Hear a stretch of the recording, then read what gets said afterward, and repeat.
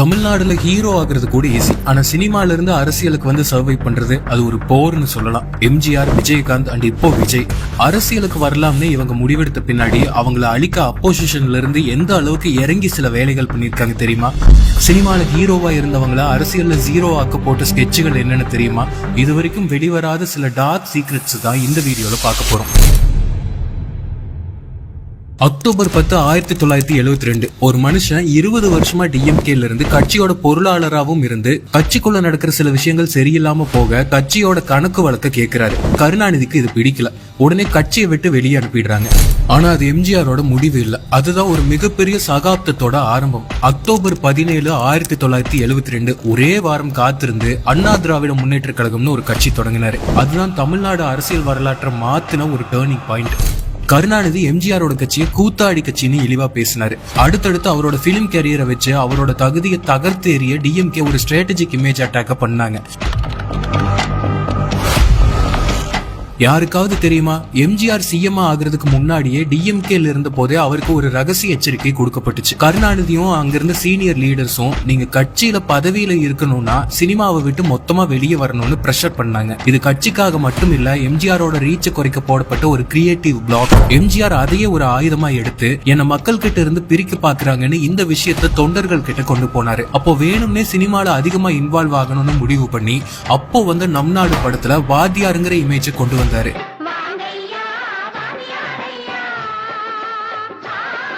இந்த பாட்டு தியேட்டர்ல வரும்போது சிஎம் எம்ஜிஆர்னு ஆடியன்ஸ் கத்த அது கேட்டு மேலும் எரிச்சலானாரு அப்போதைய சிஎம் கருணாநிதி.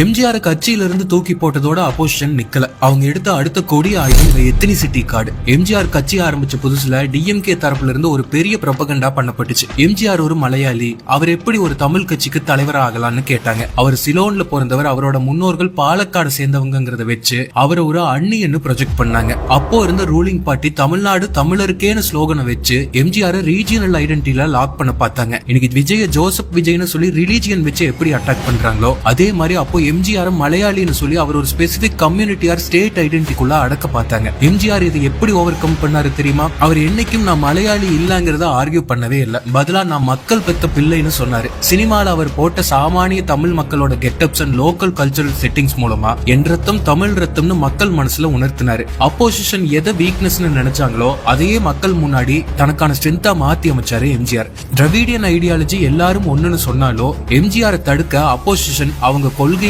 தூக்கி போட்டுட்டு வெறும் தமிழ் வெர்சஸ் மலையாளின்னு ஒரு நேரோ அரசியல் பண்ணாங்க. ஆனா மக்கள் எங்க தலைமை யாருன்னு எங்க மனசுக்கு தெரியும்னு சொல்லி அப்போசிஷனுக்கு எலெக்ஷன்ல செருப்படி கொடுத்தாங்க.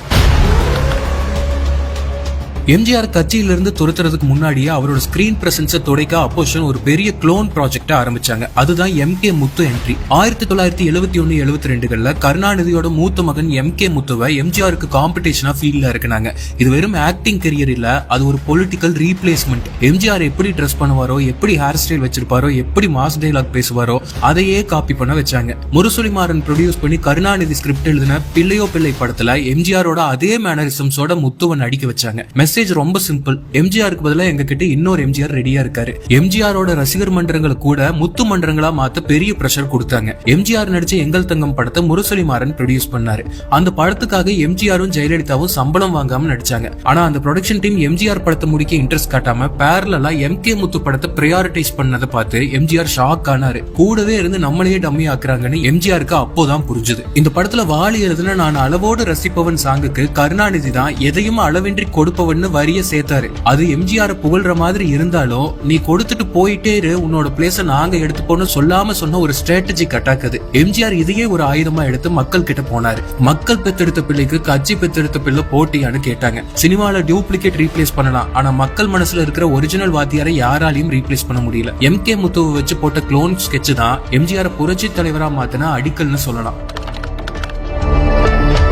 எம்ஜிஆர் கட்சி ஸ்டார்ட் பண்ண புதுசுல பல இடங்கள்ல எம்ஜிஆரோட சிலைகள் டிஎம்கே தொண்டர்களால உடைக்கப்பட்டுச்சு. சில இடங்கள்ல கருப்பு துணி போட்டு மூடவும் செஞ்சாங்க. இது வெறும் கட்சிக்குள்ள இருந்த சண்டை மாதிரி தெரிஞ்சாலும் ஸ்டேட் மேனேஜ்மெண்ட் வச்சு எம்ஜிஆரோட பிரசன்ஸை விஷுவலா எரேஸ் பண்ண போடப்பட்ட ஒரு ஸ்கெட்ச். ஆனா எம்ஜிஆர் தொண்டர்கள் எங்க தலைவன் சில மேல கை வச்சா உங்க கட்சி கொடியை எரிப்போன்னு ரெஸ்பாண்ட் பண்ணது அப்போ பெரிய லா அண்ட் ஆர்டர் இஷ்யூவா மாறி எம்ஜிஆருக்கு சப்போர்ட்டா மாறிச்சு. அரசியல்ல ஒரு தலைவனுக்கு குரல் தான் பெரிய ஆயுதம். அந்த ஆயுதத்தையே சதிக்க பார்த்த ஒரு கொடிய இன்சிடென்ட் தான் 1967 நடந்த அந்த ஷூட்டிங் இன்சிடென்ட். ஜனவரி 12, 1967 எலெக்ஷனுக்கு கொஞ்ச நாள் முன்னாடி எம்.ஆர். ராதாவால எம்ஜிஆர் தொண்டையில சுடப்பட்டாரு. எம்ஜிஆர் உயிர் பிழைச்சாரு. ஆனா அந்த குண்டு அவரோட தொண்டையில பெரிய டேமேஜ் கிரியேட் பண்ணுச்சு. அவரோட அந்த வெண்தாமரை குரல் மொத்தமா மாறிடுச்சு. குரல் கம்ம ஆரம்பிச்சது. அவர் பேசின சில வார்த்தைகள் சரியா புரியாமையும் போச்சு. எம்ஜிஆர் கட்சி ஸ்டார்ட் பண்ண போது அப்போஷன் அந்த பிசிக்கல் டிசபிலிட்டியை ஆயுதமா எடுத்தாங்க. பேச கூட முடியாதவன் எப்படி நாட்டாளுவான், அவர் பேசுறதே புரியல, அவர் எப்படி தலைவர் ஆகலான்னு கேவலமா மார்க் பண்ணாங்க. கட்சி மேடைகள்ல எம்ஜிஆரோட குரலை மிமிக்ரி பண்ணி அவர் ஒரு இன்கேப்பபிள் பர்சனா ப்ரொஜெக்ட் பண்ண அப்போஷன் பெருசா ஒரு ஸ்கெட்ச் போட்டாங்க. அப்போஷனோட இந்த மார்க்குக்கு எம்ஜிஆர் எப்படி பதில் கொடுத்தாரு தெரியுமா? அவர் அதிகமா பேசல, பதிலுக்கு அவரோட ஆக்ஷன் அண்ட் கரிஸ்மாவை மட்டுமே நம்பினாரு. மேடைகள்ல அவர் ரத்தத்தின் ரத்தமான தொண்டர்கள்னு தழுதழுத்த குரல்ல பேசும்போது மக்கள் கூட சேர்ந்து அழுதாங்க. அப்போஷன் எதை வீக்னஸ்னு சொன்னாங்களோ அதை மக்கள் தியாகமா பார்த்தாங்க. எம்ஜிஆர் கட்சியிலிருந்து தூக்கி போட்டதும் அவர் புது கட்சி ஆரம்பிச்சு தொண்டர்களை திரட்டு போறாருன்னு அப்போஷனுக்கு நல்லா தெரியும். அதனால அவங்க போட்ட முதல் தடை லீகல் பிளாக்கேடு. எம்ஜிஆர் அண்ணா மேல இருந்த பக்தியால அவரோட கட்சிக்கு அண்ணா திராவிட முன்னேற்ற கழகம்னு பேர் வைக்க போறாருன்னு அரசியல் வட்டாரத்துல லீக் ஆயிடுச்சு. அப்போஷன் உடனே ஏடிஎம்கேங்கிற பேரை வேற யாராவது ரெஜிஸ்டர் பண்ண வச்சு எம்ஜிஆருக்கு அந்த பேர் கிடைக்காம பண்ண பேக் ரூம்ல ஒரு பெரிய லீகல் ஸ்கெட்சை போட்டாங்க. எம்ஜிஆரோட ஐடென்டிட்டியை அரசியல்ல ரெஜிஸ்டர் பண்றதுக்கு முன்னாடியே துடைக்க பார்த்தாங்க. அப்போதான் அந்த அன்சங் ஹீரோ என்ட்ரி கொடுத்தாரு. அனகாபுத்தூர் ராமலிங்கம். அவர் ஒரு சாமானிய தொண்டர். எம்ஜிஆர் வெளியேற்றப்பட்டதை எதிர்த்து எம்ஜிஆர் கட்சி ஆரம்பிக்கிறதுக்கு முன்னாடியே தனியா போய் ஏடிஎம்கேன்னு கட்சியை ரெஜிஸ்டர் பண்ணி வச்சிருந்தாரு. அப்போஷன் எது பண்ணக்கூடாதுன்னு நினைச்சாங்களோ அதையே இந்த தொண்டர் முன்கூட்டியே பண்ணி முடிச்சிருந்தாரு. அப்போஷன் அந்த ரெஜிஸ்ட்ரேஷனை சேலஞ்ச் பண்ண பார்த்தாங்க. இது கன்ஃபியூஸ் பண்ற மாதிரி இருக்கு, இது ஒரிஜினல் டிஎம்கேவோட பேரை திருடுற மாதிரி இருக்குன்னு லீகல் ட்ரபிள் கொடுத்தாங்க. ஆனா எம்ஜிஆர் இதுக்கெல்லாம் அசரல. அனகாபுத்தூர் ராமலிங்கம் நேர்ல போய் பார்த்து அவர்கிட்ட இருந்து அந்த கட்சியை ரிசீவ் பண்ணி ஏடிஎம்கேவை அபிஷியலா அனௌன்ஸ் பண்ணாரு. ஒரு பெரிய சிஸ்டமை ஒரு சாமானிய தொண்டர் மூலமா எம்ஜிஆர் டிஃபீட் பண்ணாரு. அரசியல்ல துரோகம் பண்ணவங்களை எம்ஜிஆர் மறக்கல, துணை நின்றவங்களையும் மறக்கல. தன்னோட கட்சி பேரை காப்பாத்தின அனகாபுத்தூர் ராமலிங்கம் பின்னாடி எம்எல்ஏ வாக்குனாரு எம்ஜிஆர். ஒரு தொண்டருக்கு எம்ஜிஆர் கொடுத்த அந்த பெரிய பதவி அப்போஷனுக்கு தொண்டர்கள் தான் என் பலம்னு எம்ஜிஆர் கொடுத்த ஒரு பெரிய செருப்படியா இருந்துச்சு. கட்சி பேரை கூட எம்ஜிஆருக்கு கிடைக்க கூடாதுன்னு லீகல் ட்ராப் போட்டாங்க. ஆனா ஒரு சாமானிய தொண்டர் ரெஜிஸ்டர் பண்ணி வச்சிருந்த ஏடிஎம்கேங்கிற அந்த 4 எழுத்து தான் பின்னாடி தமிழ்நாடு அரசியலையே ஆள போற ஆல் இந்தியா போர்ஸா மாறப்போகுதுன்னு அப்போஷன் நினைச்சு கூட பார்க்கல. அப்போ கட்சி தொடங்கின உடனே கருணாநிதியோட close friend speaker SP. Adithan. அவர் தினத்தந்தி மாலை முரசு நியூஸ் பேப்பர்ஸோட ஓனர். இந்த 2 பேப்பரும் எம்ஜிஆர் அட்டாக் பண்ண மெயின் வெப்பனா மாறிச்சு. டெய்லி நெகட்டிவ் கவரேஜ், கார்ட்டூன்ஸ், மார்க்கரின்னு அட்டாக் பண்ணாங்க. ஆனா எம்ஜிஆர் ஃபேன்ஸ் என்ன பண்ணாங்க? அவங்க நியூஸ் பேப்பரே படிக்கல, ஸ்கிரீன்ல இருக்கிற எம்ஜிஆர் மட்டும் நம்பினாங்க. ஃபேன் கிளப் பவரை ஃபர்ஸ்ட் டைம் பொலிட்டிக்கல் ஃபோர்ஸா மாத்தினது எம்ஜிஆர் தான். எம்ஜிஆரோட முகத்தையே மக்கள் கண்ணில் படாம மறைக்க பார்த்தாங்க. அப்போ இருந்த ரூலிங் கவர்மெண்ட் சைட்ல இருந்து பெரிய நியூஸ் ஏஜென்சிஸ் பிரஸுக்கு இன்டைரக்டா ஆர்டர் போச்சு. எம்ஜிஆரோட கட்சி கூட்டங்கள், அவரோட போட்டோஸ், அவரோட அரசியல் பேச்சுகளை பப்ளிஷ் பண்ணவே கூடாதுன்னு பிரஷர் கொடுத்தாங்க. நியூஸ் பேப்பர்ஸ்ல எம்ஜிஆர் பத்தி வர்ற நல்ல நியூஸ் எல்லாம் பிளாக் பண்ணிட்டு வெறும் நெகட்டிவ் கார்ட்டூன்ஸ் மட்டும் போட வச்சாங்க. இந்த பிளாக் அவுட்டை உடைக்க எம்ஜிஆர் ஒரு மாஸ்டர் மூவ் பண்ணாரு.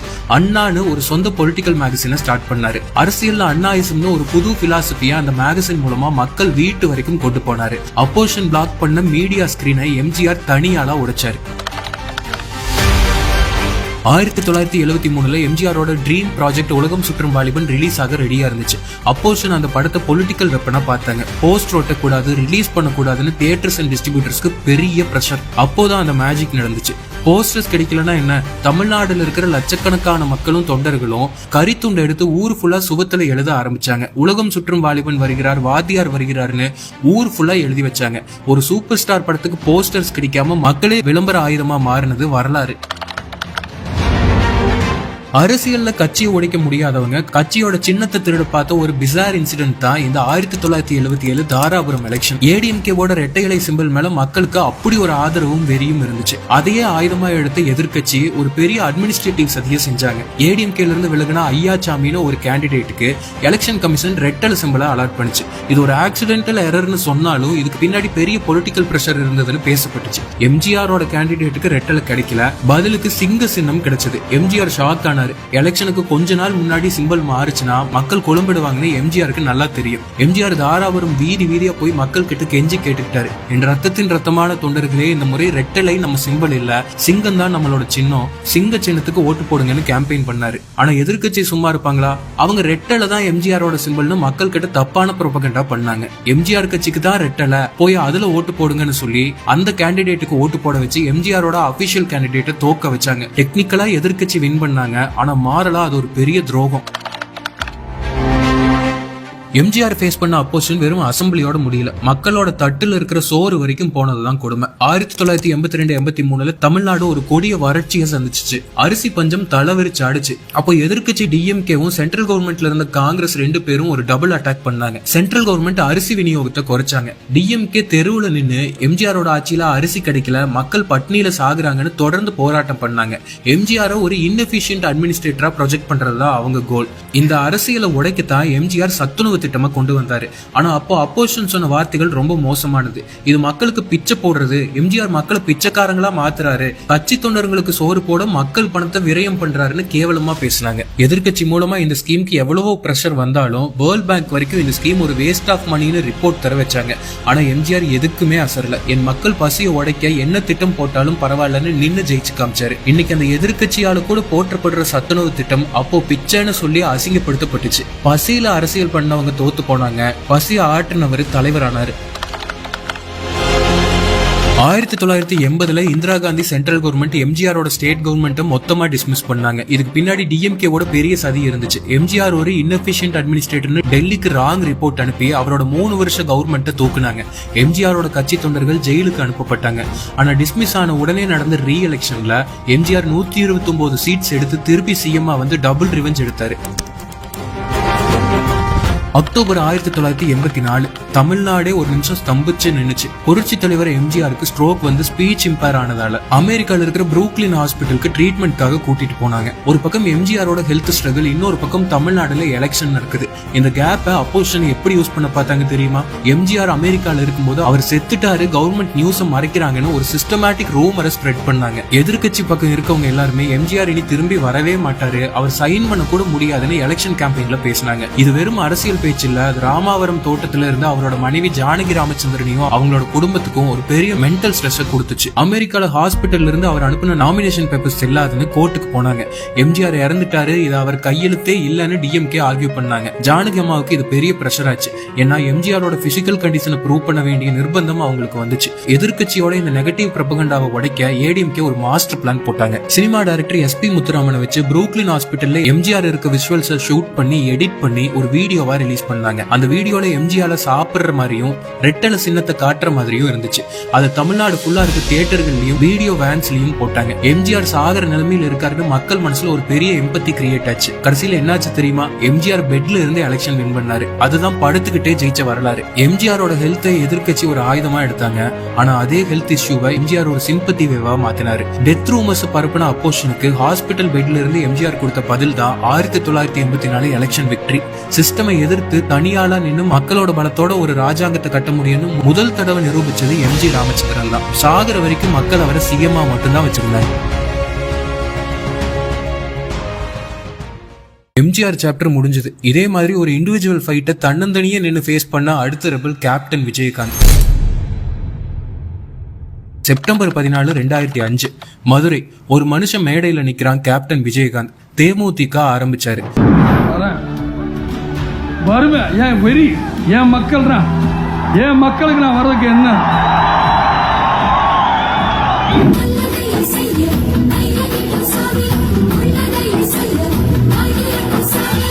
அவரோட ஒரே அஜெண்டா ஊழலை ஒழிக்கிறது. ஆனா அதுக்கு அவர் ஃபேஸ் பண்ண அப்போசிஷன், அது எம்ஜிஆர் ஃபேஸ் பண்ண அப்போசிஷனை விட கொடியது. ஏன்னா அது வெறும் அரசியல் போராட்டம் இல்ல, ஒரு மனுஷனோட கௌரவத்தை துடைக்க போடப்பட்ட சதி.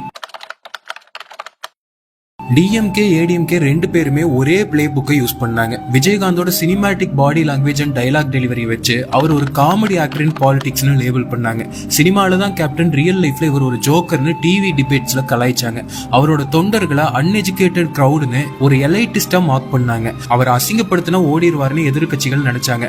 ஆனா கேப்டன் அதுக்கெல்லாம் அசரல. அவர் மக்களோட சாதாரண தமிழ்ல பேசினாரு. அவரோட எளிமையான பேச்சு தான் பின்னாடி சிஸ்டமோட வாயை அடைச்சது. கேப்டனை எதிர்க்கிறதுக்காக எதிர்க்கட்சி எடுத்த ஒரு பெரிய ஆயுதம் கேரக்டர் அசாசினேஷன்.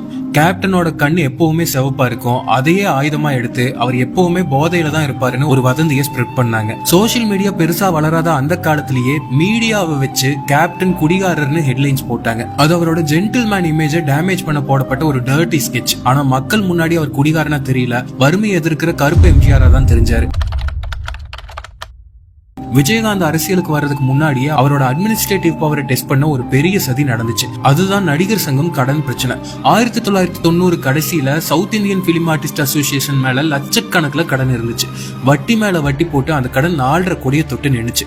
சங்கத்தோட பில்டிங்க பேங்க்காரங்க ஜப்தி பண்ண ரெடியா இருந்தாங்க. எதிரில் இருந்தவங்க இந்த கடனுக்குள்ள விஜயகாந்த மாட்ட வச்சா அவர் கெரியரும் அரசியல் கனவும் மொத்தமா காலி ஆயிடும்னு நினைச்சாங்க. 2000வது வருஷத்துல அவர் பிரசிடென்டா போட்டாங்க. அந்த பதவி அவருக்கு ஒரு முள்கிரீடமா தான் இருந்துச்சு. கேப்டன் பிரசிடென்டா ஆன உடனே சங்கத்திலிருந்து கண்ணுக்கு தெரியாத எதிராளிகள் அவர் மேல கரப்ஷன் அலிகேஷன்ஸை ஃபைல் பண்ண பார்த்தாங்க. கடனை அடைக்க முடியாம அவர் சங்கத்தை மொத்தமா விற்க பாக்குறாருன்னு ரூமர் ஸ்ப்ரெட் பண்ணாங்க. ஆனா கேப்டனோட ரியாக்ஷன் வேற மாதிரி இருந்துச்சு.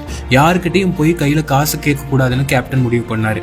2002ல மலேசியா சிங்கப்பூர்ல ஸ்டார் நைட்னு ஒரு பெரிய கலை நிகழ்ச்சியை அரேஞ்ச் பண்ணாரு. இது ஒரு சாதாரணமான ஷோவே இல்ல. சூப்பர் ஸ்டார் ரஜினிகாந்த், உலகநாயகன் கமல்ஹாசன் 2 பேரையும் ஒரே மேடையில கொண்டு வந்து சினிமா வரலாற்றிலேயே இல்லாத அளவுக்கு ஒரு மெகா ஈவெண்ட் நடத்தி காட்டினாரு. அப்போ 5 நாளைக்கு மொத்த தமிழ் சினிமாவோட ஷூட்டிங்கையும் நிறுத்தி வச்சிருந்தாரு கேப்டன். அந்த ஸ்டார் நைட் மூலமா வந்த மொத்த பணத்தையும் வச்சு சங்கத்தோட 4.5 கோடி கடனை மொத்தமா அடைச்சாரு. பேங்க்ல இருந்து பில்டிங் டாக்குமெண்ட்ஸை மீட்ட உடனே அது சங்க தொண்டர்கள் முன்னாடி காட்டி, இப்போ நம்ம சங்கம் யாருக்கும் அடிமை இல்லைன்னு நெத்தியடி பதில கொடுத்தாரு. எதை டிராப்னு அப்போசிஷன் ஸ்கெட்ச் போட்டாங்களோ அதே நடிகர் சங்கம் தான் கேப்டனோட லீடர்ஷிப் குவாலிட்டிக்கு ஒரு பெரிய விசிட்டிங் கார்டா மாறிச்சு. கடனை அடைச்சதோட நிக்கல, நலிந்த கலைஞர்களுக்கு பென்ஷன் ஸ்கீமை ஸ்டார்ட் பண்ணாரு. இன்னைக்கும் சினிமா இண்டஸ்ட்ரியில இருக்கிற பல பேருக்கு சோறு போடுறது கேப்டன் கொண்டு வந்த அந்த பினான்சியல் ஸ்டெபிலிட்டி தான். 2006 அசம்பிளி எலெக்ஷன் தமிழ்நாடு அரசியல்ல ஒரு பெரிய புயலே வந்துச்சு. திமுக இல்லனா அதிமுகவோட கூட்டணி போடாம யாராலையும் ஜெயிக்க முடியாதுன்னு ஒரு எழுதப்படாத விதி தமிழ்நாட்டுல இருந்துச்சு. ஆனா கேப்டன் அந்த ரூலை உடைச்சாரு. கட்சி ஆரம்பிச்சு வெறும் 7 மாசம் தான் ஆகுது. அப்போ எலெக்ஷன்ல கேப்டன் ஒரு எக்ஸ்ட்ரீம் டெசிஷன் எடுத்தாரு. டிஎம்கே ஏடிஎம்கே 2 பேரும் கூட்டணிக்கு கூப்பிட்டப்போ நான் யாரு கூடயும் சேர மாட்டேன், மக்கள் கூட மட்டும்தான் என்னோட கூட்டணின்னு 234 தொகுதியிலையும் தனியா தேமுதிகவை இறக்குனாரு. மீடியாவும் பொலிட்டிக்கல் அனலிஸ்டும் எல்லாருமே இது ஒரு பொலிட்டிக்கல் சூசைடுன்னு சொன்னாங்க. விஜயகாந்த் டெபாசிட் கூட வாங்க மாட்டாருன்னு ஏளனம் பண்ணாங்க. கேப்டன் நின்ன விருதாச்சலம் தொகுதி அப்போ பாமகவோட அசைக்க முடியாத கோட்டையா இருந்துச்சு. கேப்டனா அந்த தொகுதிக்குள்ளேயே லாக் பண்ணி அவர் ஊரு ஃபுல்லா கேம்பெயின் பண்ண விடாம பிளாக் பண்ணாங்க. ஆனா ரிசல்ட் வந்தப்போ மொத்த தமிழ்நாடும் ஷாக் ஆச்சு. கேப்டன் தனியால விருதாச்சலம்ல வின் பண்ணாரு. மீடியாலாம் கேப்டன் வெறும் ஒரு சீட்ல தான் ஜெயிச்சாருன்னு நியூஸ் போட்டாங்க. ஆனா அந்த ரிசல்ட்ஸ்குள்ள ஒரு டார்க் ட்ரூத் இருந்துச்சு. தேமுதிக மொத்தமா 30 லட்சம் ஓட்டு வாங்கினாங்க. அதாவது கிட்டத்தட்ட 10% ஓட் ஷேர். பல தொகுதியில டிஎம்கேவும் ஏடிஎம்கேவோட வெற்றியை தடுத்தது கேப்டனோட ஓட்ஸ் தான். இன்னைக்கு வரைக்கும் தமிழ்நாடு வரலாற்றுல கட்சி ஒரே வருஷத்துல தனியா நின்னு 10% ஓட் ஷேர் எடுத்தது விஜயகாந்த் மட்டும்தான். இந்த எலெக்ஷனுக்கு அப்புறம் தான் அப்போசிஷனுக்கு கேப்டன் மேல இருந்து ஜோக்கர் இமேஜ் போய் த்ரெட் இமேஜ் வந்துச்சு.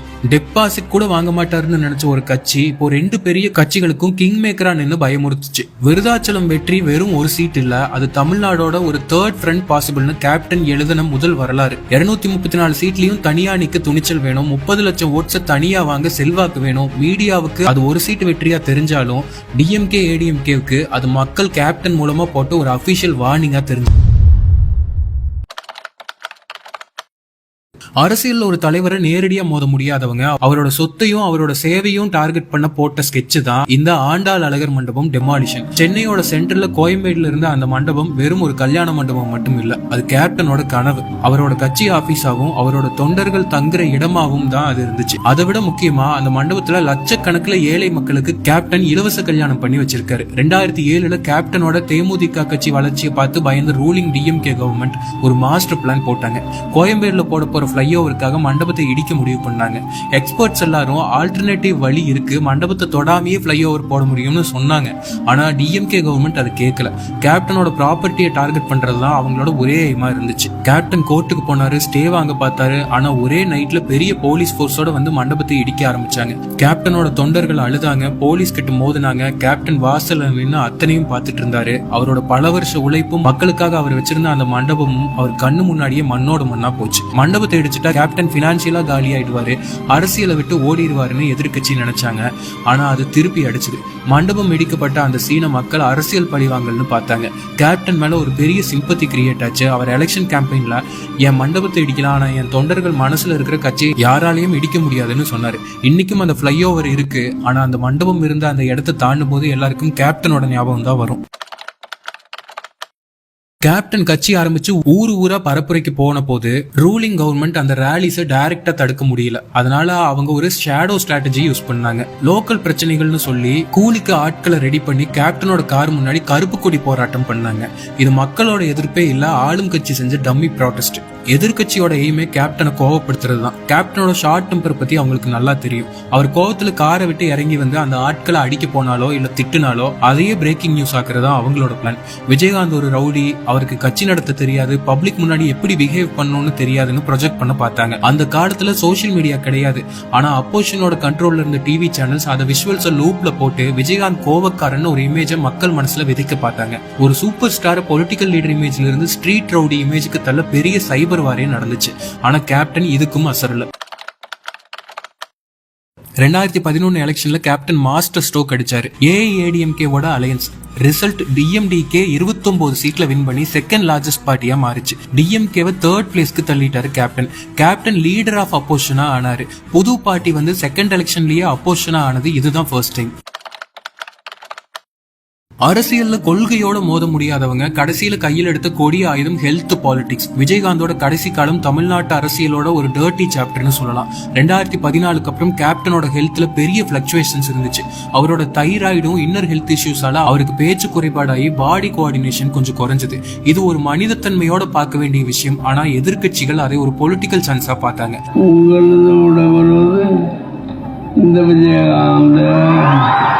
முன்னாடி அவர் மேல போடப்பட்டிருந்த குடிகாரன் டேக இப்போ அவரோட பிசிக்கல் இல்னஸ் வச்சு கன்ஃபார்ம் பண்ண பார்த்தாங்க. அவர் மேடையில சரியா பேச முடியாம தடுமாறும் போது அது அவுட் ஆஃப் கான்டெக்ஸ்டா கட் பண்ணி பாரு எப்பவுமே போதையில தான் இருக்காருன்னு சோசியல் மீடியால தீ மாறி பரப்புனாங்க. ஒரு மனுஷனோட நோயை டிஸ்கிரேஸா மாத்த பெரிய டிஜிட்டல் ஆர்மி வேலை செஞ்சது.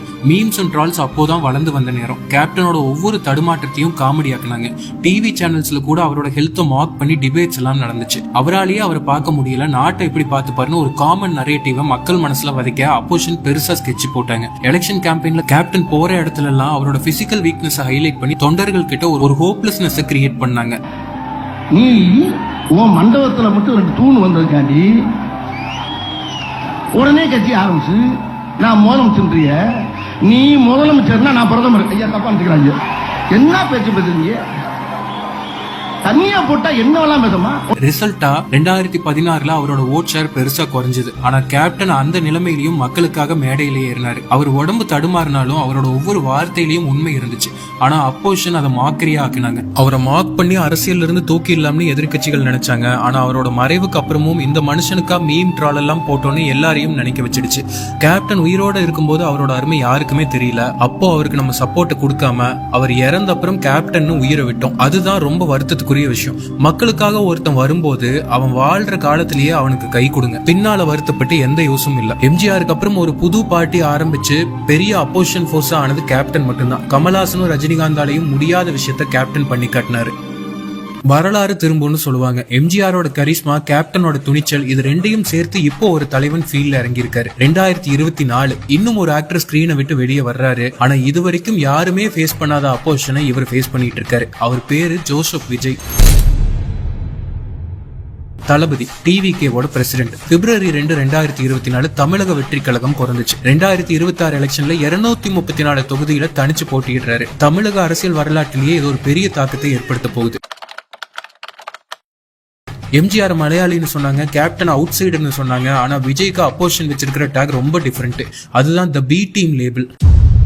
விஜய் பார்ட்டி ஆரம்பிச்ச உடனே ரூலிங் பார்ட்டியோட ஈகோ சிஸ்டம்ல இருந்து வந்த முதல் அட்டாக் விஜயும் பிஜேபியும் ஒண்ணு. அவர் ஒரு பி டீம். இது வெறும் குற்றச்சாட்டு இல்ல, இது ஒரு சிஸ்டமேட்டிக் பெர்செப்ஷன் வார். தமிழ்நாட்டுல பிஜேபிக்கு எதிர இருக்க ஓட்ஸை விஜய் பக்கம் போக விடாம தடுக்க போடப்பட்ட மாஸ்டர் ஸ்கெட்ச் இது. அங்க நாளைக்கு அஜித்ல இருந்து ஆரம்பிச்சு இங்க சூர்யா வரைக்கும் நாளைக்கு விஜய் கட்சி அரசியல் உள்ள இறங்குற வரைக்கும் உங்க இன்ஸ்ட்ரக்ஷன்ல தான் வரும். விஜய் வரதும் அப்படிதானா? பிஜேபியோட பி டீம் தான் விஜய். எதிர்க்கட்சியோட டார்கெட் ரொம்ப கிளியர். விஜயோட ரசிகர்கள்ல எல்லா மதத்தினரும் இருக்காங்க. அவர் பிஜேபி ஏஜென்ட்னு லேபிள் பண்ணிட்டா அவரோட மைனாரிட்டி அண்ட் செக்யூலர் ஓட் பேங்கை உடைச்சிடலாம்னு நினைச்சாங்க. இந்த பி டீம் அட்டாக்கு விஜய் எப்படி பதில் சொன்னாரு தெரியுமா? விக்கிரவாண்டி மாநாட்டுல அவர் ஓபனா பேசினாரு. யாருக்கு யார் பி டீம்னு மக்களுக்கு தெரியும், என்ன லேபிள்ஸ் வச்சு பிளாக் பண்ண பாக்காதீங்க, நான் தமிழ்நாட்டு மக்களோட ஏ டீம்னு சொல்லி அந்த நரேட்டிவை உடைச்சாரு. ஆனா இன்னைக்கும் டிஜிட்டல் மீடியால இந்த டாக் வார் தொடர்ந்துட்டே தான் இருக்கு. லேபிள்ஸ் இந்த எதிர்க்கட்சிகளோட பழைய காலத்து வெப்பன்ஸ். எம்ஜிஆரோட ஐடென்டிட்டியை அட்டாக் பண்ணது அந்த காலம், விஜயோட ஐடியாலஜியை பி டீம்னு சொல்லி கன்ஃபியூஷன் கிரியேட் பண்றது இந்த காலம். ஆனா வரலாறு என்ன சொல்லுது? யார சிஸ்டம் அதிகமா லேபிள் பண்ணி அட்டாக் பண்ணுதோ அவங்க தான் சிஸ்டம்க்கு சிம்ம சொப்பனமா இருக்கிறாங்கிறது அர்த்தம்.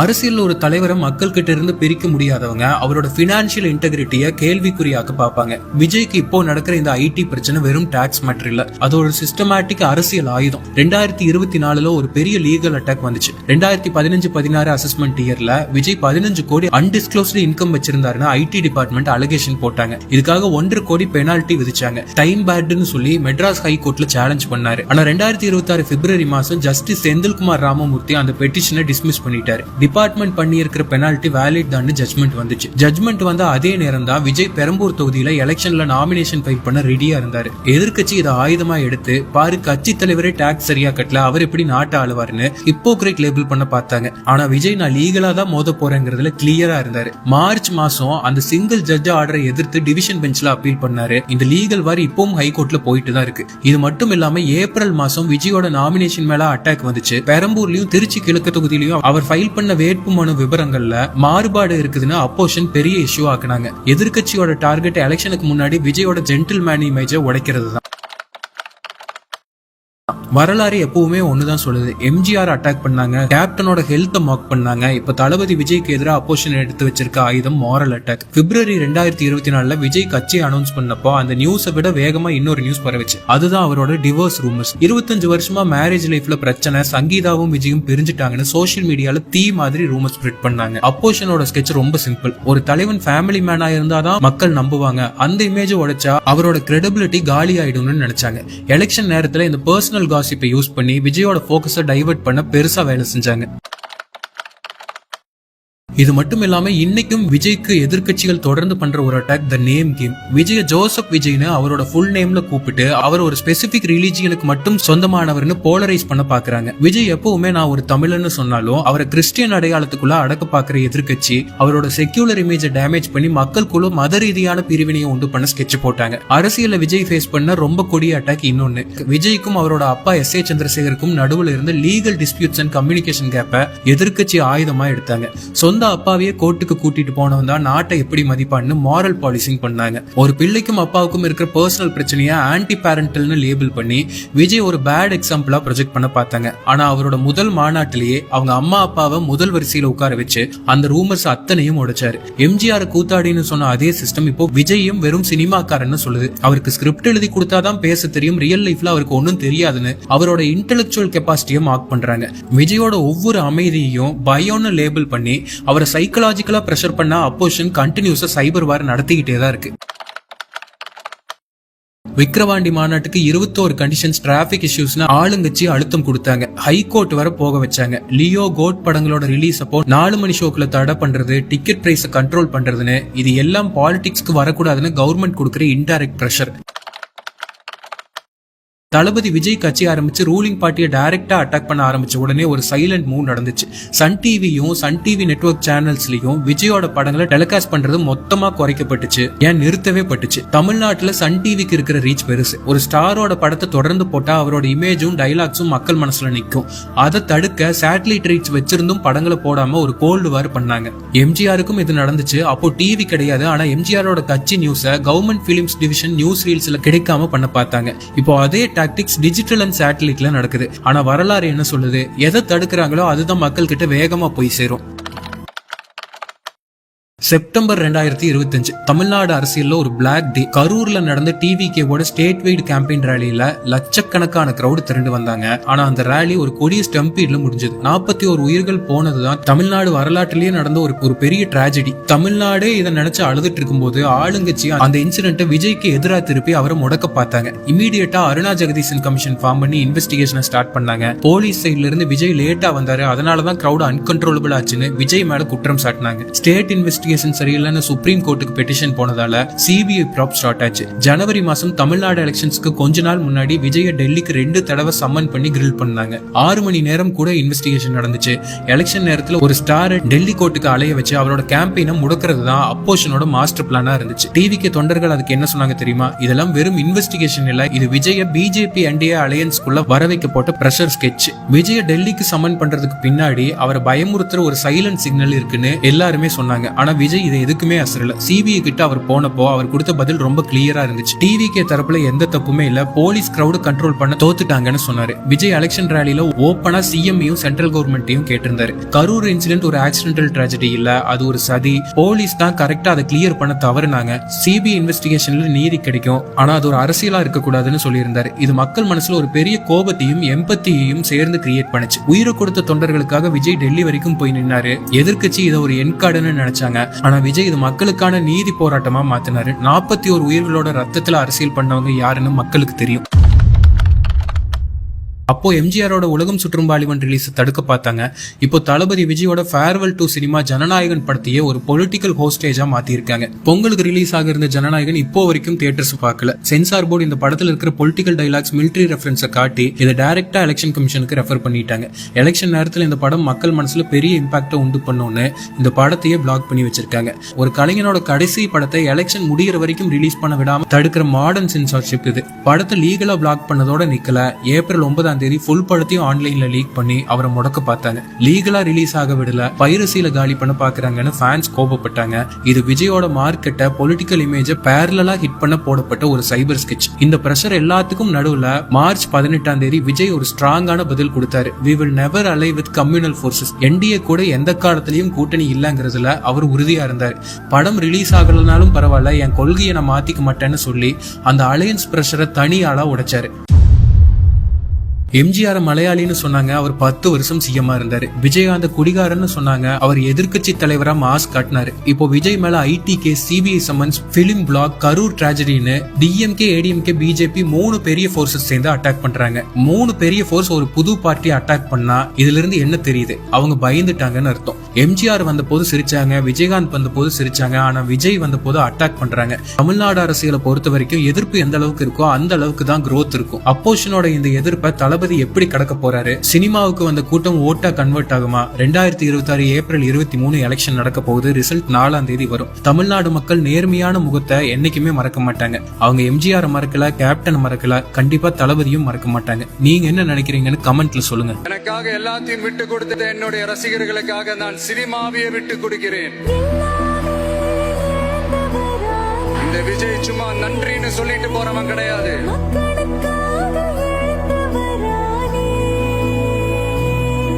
சந்தோஷப்பட்டா மக்கள் சந்தோஷப்படுறாங்க, மக்கள் சந்தோஷப்பட்டா நான் சந்தோஷப்படுறேன்.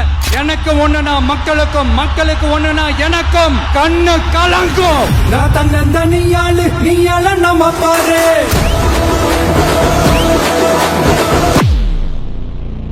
இந்த எலெக்ஷன்ல நம்ம டிவிக்கு ஆட்சி அமைஞ்சா அது என்ன அமைஞ்சா அமைக்கிறோம்.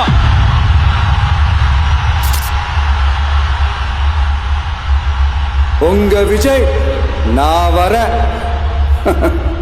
விசில் அடிக்க ரெடியா?